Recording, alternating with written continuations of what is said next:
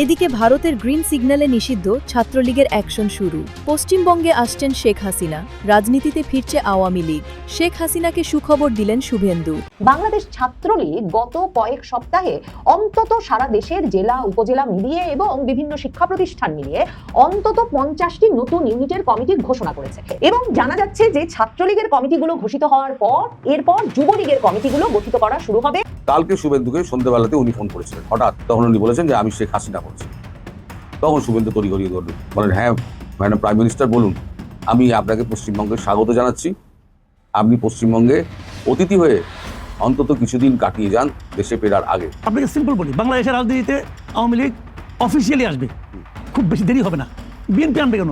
BNP আনার দায়িত্ব না, আর একটা পলিটিক্যাল পার্টিকে আরেকজন হাতে ধরে নিয়ে আসে না, সে নিজের গুরুত্ব নিয়েই আসে। শেখ হাসিনা বাংলাদেশের বৈধ প্রধানমন্ত্রী, তিনি খুব শীঘ্রই বৈধভাবে বাংলাদেশের দায়িত্ব নেবেন। বৈধ প্রধানমন্ত্রী হাসিনা ওয়াজেদ তিনি বৈধভাবেই বাংলাদেশের দায়িত্ব নিয়ে নেবেন। এবার পশ্চিমবঙ্গে বিজেপির একচেটিয়া জয়লাভের পর বাংলাদেশে শেখ হাসিনার প্রত্যাবর্তন নিয়ে একের পর এক বিস্ফোরক বার্তা দিচ্ছেন বিজেপি নেতা শুভেন্দু অধিকারী। দর্শক, নতুন একটা নিউজ আপনাকে স্বাগতম। প্রিয় দর্শক, আওয়ামী লীগ ফিরবে অফিসিয়ালি, বিএনপির তাকে আনতে হবে না, সে তার নিজের শক্তিতে নিজের প্রয়োজনেই বাংলাদেশে ফিরতে চলেছে। দর্শক মণ্ডলী, এমনটাই দাবি করছেন বিভিন্ন বিশ্লেষক। দর্শক, বিভিন্ন বিশ্লেষকের এই মন্তব্যকে আপনি কিভাবে দেখছেন? অর্থাৎ আপনিও কি মনে করছেন আওয়ামী লীগ তার নিজের শক্তিতেই ফিরবে, বিএনপির তাকে আনতে হবে না? দর্শক মণ্ডলী, অবশ্যই এই বিষয়টি নিয়ে আপনার মূল্যবান মতামতটি কমেন্ট করে জানিয়ে দিন। এছাড়াও দর্শক, ভিডিওর শুরুতেই আরো যে গুরুত্বপূর্ণ ভিডিওর অংশগুলো দেখেছেন তার বিস্তারিত আলোচনা একটু পরেই দেখতে চলেছেন। তো দর্শক, আর দেরি না করে চলুন দেখে আসবো আজকে সেই কাঙ্ক্ষিত ভিডিওগুলো। তবে তার আগে বলবো, যারা প্রতিনিয়ত আপডেট খবর দেখতে চান তাহলে অবশ্যই আমাদের চ্যানেলটি সাবস্ক্রাইব করে পাশে থাকা বেল আইকনটি ক্লিক করে দিন। আর যারা ইতিমধ্যেই চ্যানেলটি সাবস্ক্রাইব করে রেখেছেন তাদেরকে অসংখ্য ধন্যবাদ। তো চলুন দর্শক, ভিডিওটিতে একটি লাইক দিয়ে আমরা ধারাবাহিকভাবে সবগুলো ভিডিওর আলোচনা দেখে আসি। অনেকে ভেবেছিলেন এবার বুঝি আওয়ামী লীগের গল্প শেষ। এখানে শেষ মানে আরেকটা শুরুর ভূমিকা মাত্র। শেখ হাসিনা বাংলাদেশের বৈধ প্রধানমন্ত্রী, তিনি খুব শীঘ্রই বৈধভাবে বাংলাদেশের দায়িত্ব নেবেন। গণতন্ত্র, ধর্মনিরপেক্ষতা, সকলের অধিকার, যা বঙ্গবন্ধু শেখ মুজিব যে রাস্তা দেখিয়েছিলেন সেই রাস্তাতেই ভবিষ্যতের বাংলাদেশ এগোবে। বৈধ প্রধানমন্ত্রী হাসিনা ওয়াজেদ তিনি বৈধভাবেই বাংলাদেশের দায়িত্ব নিয়ে নেবেন। চেষ্টা কারো বাপের না। 52% মানুষকে পেছনে ফেলে নতুন বাংলাদেশ রচনার কোনো চিন্তা যদি কেউ করে থাকে, সেটা কখনো সম্ভব না, কোনো দিন সম্ভব না। এবার আওয়ামী লীগ নিয়ে সংসদ কাঁপালেন রুমিন ফারহানা। সংসদে তৈরি হয় চরম উত্তেজনা। এবার পশ্চিমবঙ্গে বিজেপির একচেটিয়া জয়লাভের পর শেখ হাসিনাকে নিয়ে নতুন বার্তা দিলেন বিজেপি নেতা শুভেন্দু অধিকারী। যাদের জন্যই 30 লক্ষ বাঙালি শহীদ হয়েছে, গোটা আন্দোলন ছাত্র আন্দোলনের নামে পিছনের দরজা দিয়ে অবৈধভাবে দেশ চালাচ্ছে। বৈধ প্রধানমন্ত্রী হাসিনা ওয়াজেদ তিনি বৈধভাবেই বাংলাদেশের দায়িত্ব নিয়ে নেবেন। আবারও প্রমাণ হলো, রাজনীতি আপনার আমার মতো সহজ সরল সমীকরণ দিয়ে চলে না। রাজনীতিতে শেষ বলতে কিছুই নেই। যারা বলতো আওয়ামী লীগ আর কখনো জীবনেও রাজনীতিতে সক্রিয় হতে পারবে না, তাদের রাজনীতির ক্যারিয়ার শেষ। কিন্তু বাংলাদেশের রাজনীতির গল্প কি আর এত সহজে শেষ হয়? এবার পশ্চিমবঙ্গে বিজেপির একচেটিয়া জয়লাভের পর বাংলাদেশে শেখ হাসিনার প্রত্যাবর্তন নিয়ে একের পর এক বিস্ফোরক বার্তা দিচ্ছেন বিজেপি নেতা শুভেন্দু অধিকারী। পাকিস্তানের নির্দেশে এগুলো হয়েছে, তাদের অবস্থাও জামাতের নিজামীর মতো হবে। এরা অবৈধ। হাসিনা ওয়াজেদ প্রধানমন্ত্রী হিসেবে ঢাকাতে শাহজালাল এয়ারপোর্টে নামবেন। তিনি বলেন, বাংলাদেশে গণতন্ত্র নেই, আইনের সুবিচার নেই, তাই বাংলাদেশে হাসিনা সসম্মানে ফিরবেন। তিনি বৈধভাবেই দেশে ফিরবেন। বঙ্গবন্ধু বাংলাদেশকে যেই রাস্তা দেখিয়েছিলেন সেই রাস্তা অনুযায়ী বাংলাদেশ চলবে। শুভেন্দু অধিকারী আরও বলেন, বাংলাদেশ পাকিস্তানিদের দখলে, সেসব রাজাকারের বাচ্চাদের হাত থেকে দেশকে রক্ষা করতে হবে, শুধু কিছুদিন সময় লাগবে। গোটা আন্দোলন ছাত্র আন্দোলনের নামে পিছনের দরজা দিয়ে অবৈধভাবে দেশ চালাচ্ছে। এটা অন্য কিছু না, এটা জঙ্গিবাদ মৌলবাদের একটা প্রয়াস মাত্র। এদেরকে ব্যবস্থা নিতে গেলে হিট করতে হবে, স্ট্রাইক করতে হবে। ক্ষমতায় এসে বিজেপি নেতা শুভেন্দু অধিকারীর এমন বিস্ফোরক বার্তা বাংলাদেশকে আরও ভাবিয়ে তুলেছে। আওয়ামী লীগ এবং তার অঙ্গ সংগঠনের নেতাকর্মীরা এখনো যে শুধু বাংলাদেশের বিভিন্ন জায়গায় ঝটিকা মিছিল বের করছেন তাই নয়, মানে এই যে দল পুনর্গঠন, দলকে নতুন করে গঠন করা, সেসবের যে কথা চলছিল, বাংলাদেশ ছাত্রলীগ গত কয়েক সপ্তাহে অন্তত সারা দেশের জেলা উপজেলা মিলিয়ে এবং বিভিন্ন শিক্ষা প্রতিষ্ঠান মিলিয়ে অন্তত 50টি নতুন ইউনিটের কমিটি ঘোষণা করেছে। মানে বিস্ময়কর বিষয় হচ্ছে যে যদি দলের নেতাকর্মীদের সঙ্গে কোনো যোগাযোগই না থাকে, ছাত্রলীগের যে পুরনো কমিটি, যে কেন্দ্রীয় কমিটি, তার নেতাদের সঙ্গে যদি তৃণমূলের নেতাদের কোনো যোগই না থাকে, তাহলে এই নতুন কমিটিগুলো একেবারে নাম ঠিকানা দিয়ে কি করে ঘোষিত হতে পারছে? এবং ছাত্রলীগ সভাপতি সাধারণ সম্পাদক সাদ্দাম হোসেন শেখ ইনান তাদের স্বাক্ষরে 23 বঙ্গবন্ধু এভিনিউ বাংলাদেশ ছাত্রলীগের এই প্যাডে রীতিমতো নামের তালিকা ঘোষণা করা হচ্ছে একের পর এক। তার মানে একদিকে যেমন এই যে ছাত্রলীগ করার লোক পেতে, ছাত্রলীগ করবার মতো তরুণ তরুণীদের পেতে এই গ্রেফতার আতঙ্কের মধ্যেও এবং মাসের পর মাস জামিনবিহীন ছাত্রলীগের নেতাকর্মীদের আটকে রাখা হচ্ছে সারা দেশে, তবুও লোক পেতে, আগ্রহী ছাত্রলীগ নেতাকর্মী পেতে কোনো জায়গায় কোনো অসুবিধা হচ্ছে না। তার মানে নেতৃবৃন্দের সঙ্গে এতটাই যোগাযোগ রক্ষা করছেন তৃণমূলের নেতাকর্মীরা যে সেই যোগাযোগের ভিত্তিতে নতুন কমিটি গঠিত হতে পারছে। এবং ছাত্রলীগ সূত্রে জানা যাচ্ছে যেসব জায়গায় সক্রিয় কমিটি ছিল না বা কমিটিকে যথেষ্ট সক্রিয় মনে হচ্ছিল না, সেসব জায়গায় অগ্রাধিকার ভিত্তিতে নতুন কমিটি গঠিত হচ্ছে। এবং কিছুদিন আগেও ছাত্র শিবির আর ছাত্র দলের মধ্যে শাহবাগে এমন মারামারি লেগে গেল শাহবাগ থানার সামনে যে পরে গিয়ে কেন্দ্রীয় নেতৃবৃন্দকে সেই মারামারি থামাতে হয়েছে। এখন এই অবস্থায় ছাত্রলীগ কমিটির পর কমিটি ঘোষণা করছে, কিন্তু তারেক রহমানের সরকার যে তার ছাত্রদল দেশের ক্যাম্পাসগুলোতে ঢুকতে না পারলেও ছাত্রলীগ যাতে সক্রিয় হতে না পারেন সে বিষয়ে সর্বশক্তি প্রয়োগ করবেন সেটাও এখন নিশ্চিত। কারণ বিভিন্ন জায়গা থেকে যে আওয়ামী লীগ নেতৃবৃন্দ, আওয়ামী লীগের নেতা কর্মী সমর্থক পর্যন্ত সন্দেহে ব্যক্তিবর্গকে গ্রেফতার করা হচ্ছে, ছাত্রলীগের নেতা কর্মী সমর্থক সন্দেহে গ্রেফতার অব্যাহত আছে তাই নয়, এখন তারেক রহমান সরকারের আমলে এসে রীতিমতো গোপন বৈঠক থেকে নিষিদ্ধ ছাত্রলীগের 14 সদস্যকে গ্রেফতারের ঘটনা ঘটেছে। চট্টগ্রামের হালি শহরে নয়াবাজার বিশ্ব রোড এলাকার একটা রেস্টুরেন্ট থেকে গোপন বৈঠক থেকে নিষিদ্ধ ঘোষিত ছাত্রলীগের 14 জন সদস্যকে গ্রেফতার করার খবর দিয়েছে চট্টগ্রাম মহানগর পুলিশের গোয়েন্দা বিভাগ। তারা বলেছে যে রোববার রাত 8টার দিকে তাইফ রেস্টুরেন্ট থেকে তারা তাদেরকে আটক করেছে এবং এই ছাত্রলীগের নেতারা নাকি শেখ হাসিনা ঐক্য পরিষদেরও প্রধান সংগঠক। এবং পুলিশ বলছে এই বৈঠকটি কোনো সাধারণ সামাজিক আয়োজন ছিল না, বরং এটি ছিল একটা পরিকল্পিত গোপন সমাবেশ যেখানে দেশের বাইরে অবস্থানরত দলীয় নেতাদের সঙ্গে সমন্বয় করে রাষ্ট্রবিরোধী কার্যক্রম পরিচালনার নীল নকশা তৈরি হচ্ছিল। এখন এসব গ্রেফতারে যে ছাত্রলীগ কিছুতেই পিছপা হবে না তার একটা প্রমাণ হচ্ছে যে রীতিমতো ঢাকা বিশ্ববিদ্যালয়ে ঝটিকা মিছিল করেছে ছাত্রলীগ এই শনিবারেও, এবং শনিবার সকাল 6:30টার দিকে ভোরবেলায় একটা ঝটিকা মিছিল করে তারা টিএসসি সংলগ্ন রাজু ভাস্কর্য এলাকায়। এবং নিষিদ্ধ ঘোষিত সংগঠন ছাত্রলীগের ওই ঝটিকা মিছিলের পর পুলিশ 2 জন ছাত্রলীগ নেতাকে গ্রেফতার করেছে, যার মধ্যে ছাত্রলীগের স্যার AF রহমান হলের সাংগঠনিক সম্পাদক ফারহান তানভীর নাসিফও ছিলেন। তার মানে ছাত্রলীগের নেতারা এখন তাদের নিজ নিজ এলাকায় গিয়ে মিছিল করবার সাহস সঞ্চয় করতে চাইছেন এবং একটা বার্তা দিতে চাইছেন যে তারা এই নিষেধাজ্ঞা মানবেন না, তারা মিছিল করবেনই এবং এই মিছিল থেকে তারা গ্রেফতার হবেন। তারা যখন বৈঠকে বসবেন তখন যে পুলিশ এই বৈঠককে গোপন বৈঠক আখ্যায়িত করে গ্রেফতার করবেন সেটাও তারা জানেন। কিন্তু তবু ছাত্রলীগের একের পর এক কমিটি গঠিত হতে পারছে বাংলাদেশ জুড়ে, এবং জানা যাচ্ছে যে ছাত্রলীগের কমিটিগুলো ঘোষিত হওয়ার পর এরপর যুবলীগের কমিটিগুলো গঠিত করা শুরু হবে এবং যুবলীগের কোন কোন নেতাদেরকে এসব কমিটিতে রাখা হবে সে বিষয়টিও এরই মধ্যে বাছাই করা শুরু হয়েছে। রাজধানী ঢাকা সহ বিভিন্ন জেলা ও উপজেলায় ছাত্রলীগ ও যুবলীগের পুরনো কাঠামো পুনরুজ্জীবিত করার চেষ্টা করছেন ফ্যাসিস্ট আওয়ামী লীগ নেতারা, এই খবর দিয়েছে আমার দেশ। এবং তারা বলছে নিষিদ্ধ ছাত্রলীগ যুবলীগকে সংঘবদ্ধ করার নীল নকশা শুরু হয়েছে ভারত থেকে, এ বিষয়ে কলকাঠি নাড়ছেন আওয়ামী নেতারা। তার মানে একদিকে ভারতে থাকা বা যে কোনো জায়গায় থাকা আওয়ামী লীগ নেতাদের সঙ্গে তার মানে তৃণমূলের নেতাকর্মীদের এবং তাদের অঙ্গ সংগঠনের নেতাকর্মীদের সম্পর্ক আছে।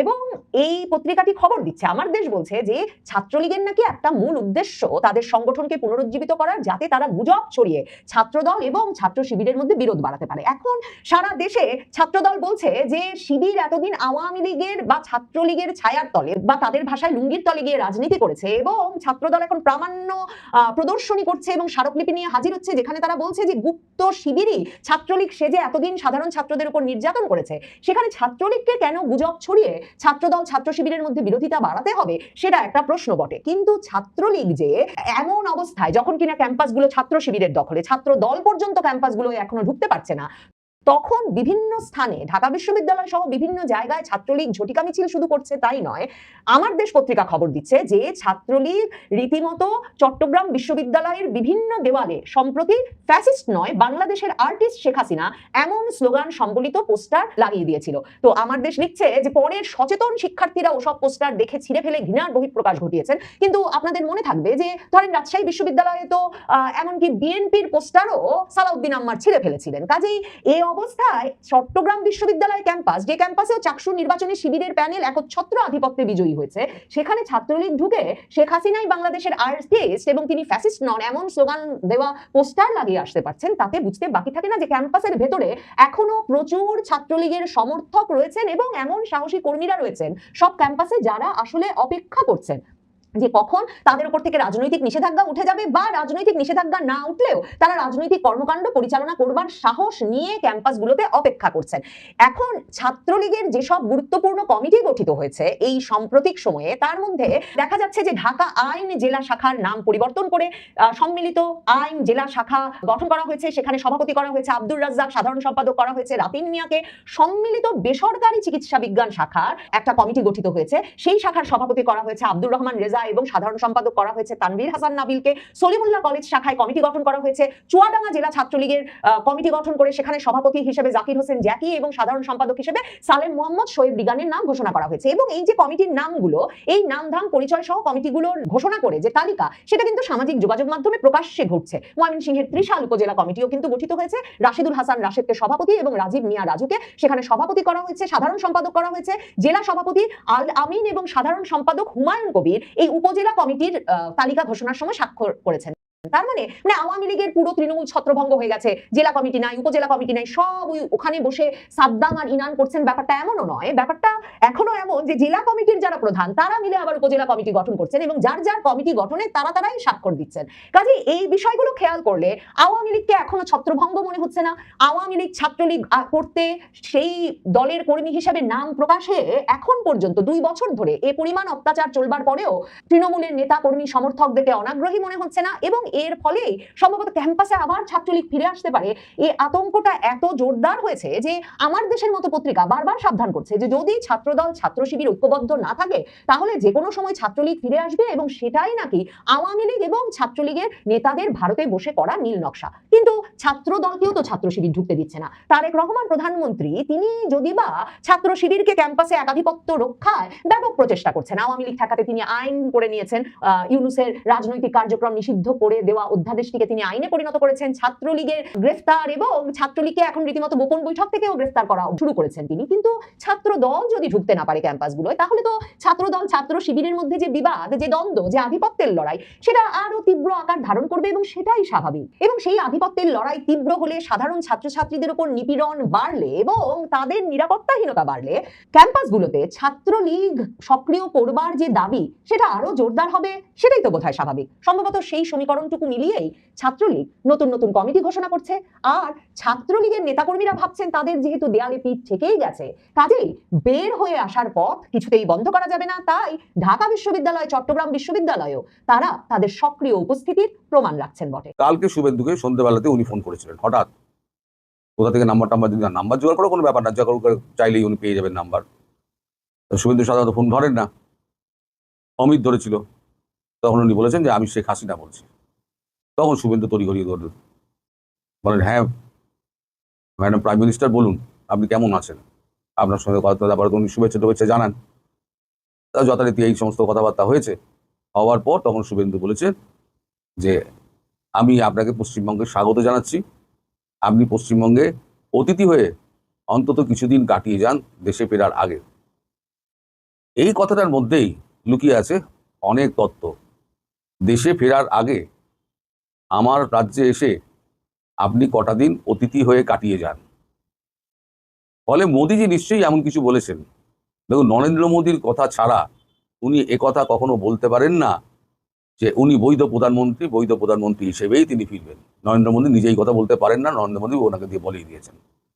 আর নরেন্দ্র মোদী এই কথাটাও বলিয়ে দিয়েছেন যেটা আগে ট্রাই করেছিলেন যে পশ্চিমবঙ্গে কোথাও নিয়ে যাওয়ার, সেইটা আবার শুভেন্দুকে দিয়ে বলিয়ে দিলেন। এর আগে আমি আপনাকে বলেছিলাম যে তার বাসস্থান পরিবর্তন করা হবে, সে ভিডিওটাও করা আছে। দেখুন 2 2 4 কিন্তু সব মিলে যাচ্ছে।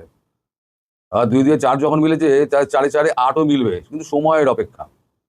ওই জন্য বলি, যারা কুকথা বলেন তারা চোখ বন্ধ করে থাকেন, চোখে ঠুলি দিয়ে, চোখে যদি কেউ এখন ফেটটি পড়ে থাকে আপনি কি করবেন? তো আমি যে শেষ ভিডিওটা করেছিলাম তাকে স্থানান্তরিত করার কথা হচ্ছে। স্থানান্তরিত করার কথাটা তখনই ভাবা হয় যখন দেখা যায়, আঁচ পাওয়া যায় যে পশ্চিমবঙ্গে বিজেপি আসতে চলেছে। তাই এখানেই কোনো একটি জায়গায় তাকে সুরক্ষিতভাবে রাখা হবে। দেশে ফেরার আগে পর্যন্ত তিনি আমাদের পশ্চিমবঙ্গের অতিথি হয়ে থাকবেন এবং পশ্চিমবঙ্গের মানুষ শেখ হাসিনাকে যতটা ভালোবাসেন, উনি যদি পশ্চিমবঙ্গে এসে থাকেন তাহলে এই যে বৈরিতার যে একটা সম্পর্ক বাংলাদেশ এবং ভারতের মধ্যে গড়ে উঠেছে, এই বৈরিতার সম্পর্ক কিন্তু অনেকটাই নেমে আসবে বলে আমার ধারণা।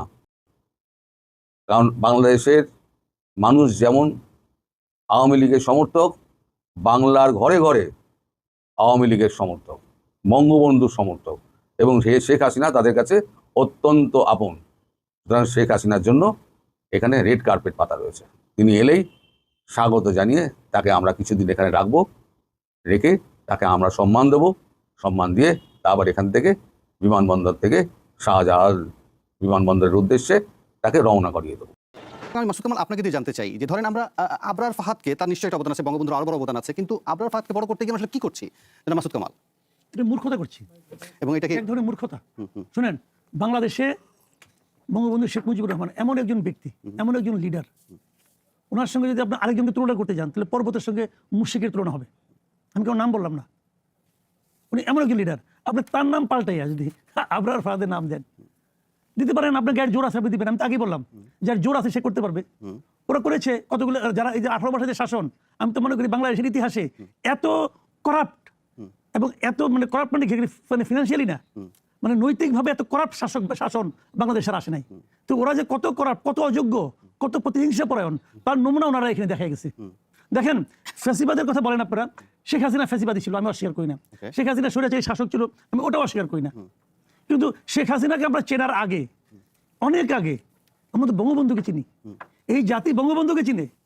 তো আপনি ওই যে এটা হচ্ছে ওরকম আর কি, ওই যে মেষ শাবকরা আপনি মারবেন রে ভাই, এখন ওরা বলছে তুই বদনাম করস, তাই তোর দাদাই করছে, তোর বাপে করছে, অতএব তার শাস্তি তোকে বহন করতে হবে। এইটা তাও কিছু লজিক আছে। আর এখানে হলো উল্টা, যে তোর পাপে তোর বাপ এই হবে শাস্তি পাবে। তো এটা তো হলো না রে ভাই, কিন্তু হলো না। কিন্তু এটা এখন যদি পরিবর্তন, আপনি কি আশা করেন যে বিএনপি আসলে এটা কি করবে? কারণ যখন যদি আমি বিশ্লেষণটা জানতে চাই, কারণ রাজনীতি আসলে দিন শেষে বিশ্লেষণের বিষয়, এটা আসলে ভেতরে অনেক কিছুই আমাদের সামনে একদম পরিষ্কার করে। এখন ধরেন এটা বদলাতে গেল, জামাত কালকে বলবে যে এই তো বিএনপি আওয়ামী লীগকে পুনর্বাসন করতে বসেছে। শুনেন, আমি বলি, বিএনপি এই নাম টাম পরিবর্তনের ঝামেলায় বিএনপি যাবে না, আপনি শিওর থাকেন। বিএনপি অত কাঁচা কাজ করবে না। বিএনপি পলিটিক্সটা বুঝে। বিএনপি, আমি আপনাকে সিম্পল বলি, বাংলাদেশের রাজনীতিতে আওয়ামী লীগ অফিসিয়ালি আসবে, খুব বেশি দেরি হবে না। বিএনপি আনবে কেন? বিএনপি আনা তো এটা দায়িত্ব না। আর একটা পলিটিক্যাল পার্টিকে আরেকজন হাতে ধরে নিয়ে আসে না, সে নিজের গুরুত্ব নিয়েই আসে, নিজের জোরেই আসে। অথবা অন্যজন একেবারে এত অজনপ্রিয় হয়ে ওঠে, আওয়ামী লীগ আসবে। সেটা কিভাবে সেটা আমি বলি আপনাকে। আওয়ামী লীগের রাজনীতি তো নিষিদ্ধ করা হয় নাই, আওয়ামী লীগকে তো নিষিদ্ধ করা হয় নাই। আওয়ামী লীগের রাজনৈতিক কর্মকাণ্ড নিষিদ্ধ করা হয়েছে, তাও কোন পর্যন্ত করা হয়েছে? যতদিন পর্যন্ত তার বিচার না হয়। তো আইসিটিতে তাদের বিচার হবে, বিচারে যদি রায় হয় যে আওয়ামী লীগ রাজনীতি করতে পারবে, তখন বিএনপির কি করা থাকবে? বিচারে যদি রায় হয় যে আওয়ামী লীগ রাজনীতি করতে পারবে, তাহলে কি এটাকে বিএনপি তাকে নিয়ে আসলো? আনলো না, সে বিচারিক পদ্ধতিতে আসলো। আপনি নিশ্চিত থাকেন বিচারিক পদ্ধতিতেই আওয়ামী লীগ চলে আসবে। এই কারণে আসবে, যখন এই ঘটনাটা যখন ঘটে, আমি আপনাকে একদম সিম্পল বলে দিই আপনাকে, এই ঘটনার জন্য দায়ী কে? আপনি আমাকে ছোট্ট একটা এক্সাম্পল দিয়ে বলি। ধরেন একটা কতগুলি স্টুডেন্ট যাচ্ছে, একটা বাস তাকে চাপা দিয়ে মেরে ফেললো, 5-6 জনকে মেরে ফেললো, আপনি বাসটা আগুন দিয়ে পুড়াই দিলেন, শাস্তি হলো? এই চাপাটা কি বাস দিছে না বাস চালক দিছে? দোষটা কি বাসের নাকি বাস চালকের? চালকের দোষ। তো চালক ছিল শেখ হাসিনা, বাসের কি দোষ? আপনি বাস পড়ে যাবেন কেন ভাই? এই বাস তো আরো 10 বছর মানুষকে সার্ভিস দিচ্ছে, আরো 10 বছর দিবে, আপনি বাস পড়াবেন কেন? বুঝতে পারছি। আপনি বলছেন দর্শক, আমি আশা করছি সবগুলো ভিডিওই আপনি মনোযোগ সহকারে দেখেছেন। সেই সাথে দর্শক, এই ভিডিওগুলো সম্পর্কিত যদি কোনো তথ্য বা মতামত থাকে তাহলে তো অবশ্যই কমেন্ট করে জানিয়ে দিন। এতক্ষণ সাথে থাকার জন্য ধন্যবাদ। নিউজটি শেষ করছে এখানেই, ফিরছে আগামী ভিডিওতে নতুন কোনো টপিক নিয়ে। আল্লাহ হাফেজ।